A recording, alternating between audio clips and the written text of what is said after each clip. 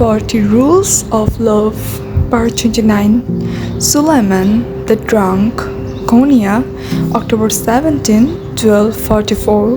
Before the commotion, I was snoozing peacefully with my back to the tavern wall, and then the racket outside made me nearly jump out of my skin. "What's going on?"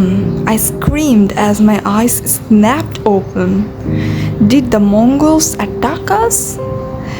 There was a ripple of laughter. I turned around and found several other customers making fun of me. "Dirty bastard!"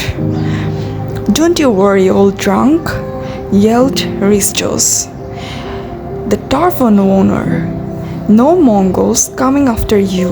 It's Rumi passing by with an army of admirers." I went to the window and looked out. Sure enough, there they were, an excited procession of disciples and admirers, repeatedly chanting, "God is great, God is great." In the middle of it all was the erect figure of Rumi, mounted on a white horse, radiating strength and confidence.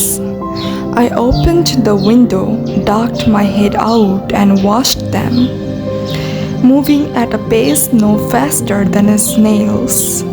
A procession come very near. In fact, some of the crowd were so close that I could easily have touched a few heads. Suddenly, I had a brilliant idea. I was going to snatch off some people's turbans. I grabbed the wooden bag sketcher that belongs to Ristos, holding the window open with one hand and the scratcher in the other. I leaned forward, managing to reach the turban of a man in the crowd. I was just about to pull the turban off when another man inadvertently looked up and saw me. "Assalamu alaikum," I saluted, smiling from ear to ear. "A Muslim in a tavern? Shame on you." The man roared, "Don't you know wine is the handiwork of Shaitan?" I opened my mouth to answer, but before I could make a sound, something sharp whizzed by my head. I realized in sheer horror that it was a stone. If I hadn't ducked at the last second, it would have cracked my skull.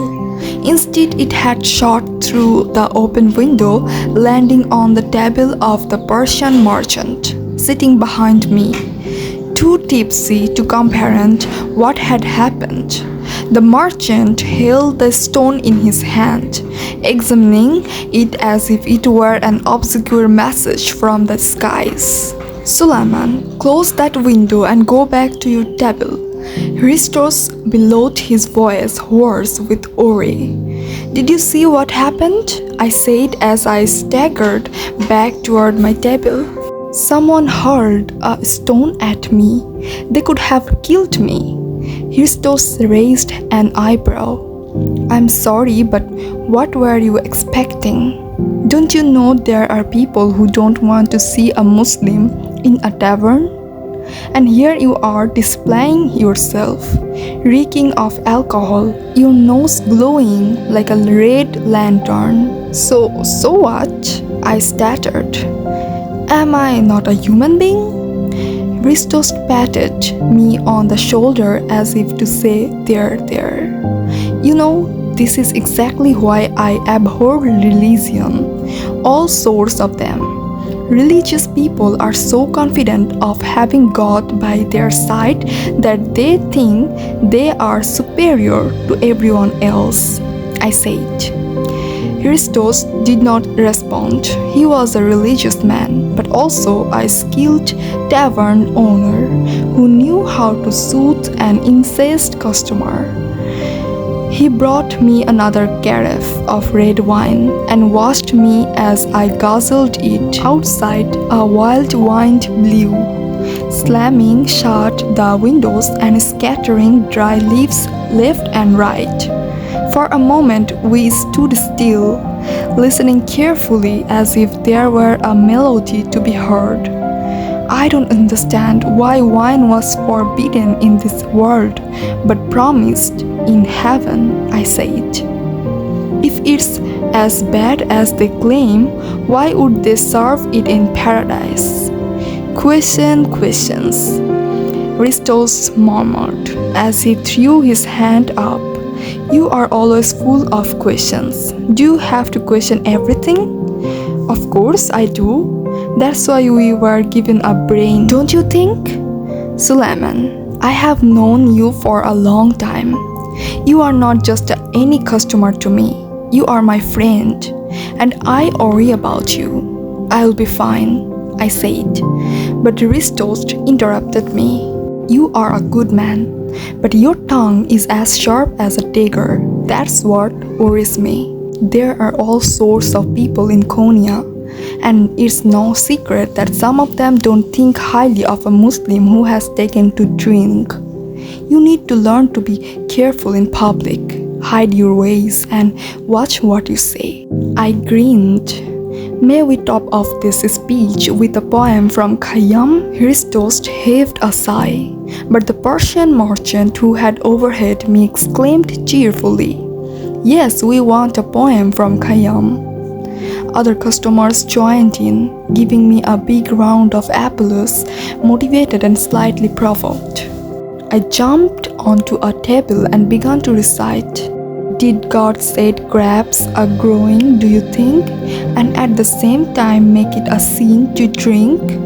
The Persian merchant yelled, Of course not. That wouldn't make any sense. Give thanks to him who foreordained it thus. Surely he loves to hear the glasses clink. If there was one thing those many years of drinking had taught me, it was that different people drank differently. I knew people who drank gallons every night, and all they did was get merry, sing songs, and then doze off. But then there were others who turned into monsters with a few drops. If the same drink made some merry and tipsy and others weak and aggressive, shouldn't we hold the drinkers responsible instead of the drink? Drink, for you know not whence you came, nor why. Drink, for you know not why you go, nor where. Another round of applause followed. Even Ristos joined the excitement. In the Jewish quarter of Konya, in a tavern owned by a Christian, we, a mixed bunch of wine lovers of all faiths, raised our glasses and toasted together, hard though it was to believe, to a God who could love and forgive us even when we ourselves clearly failed to do so.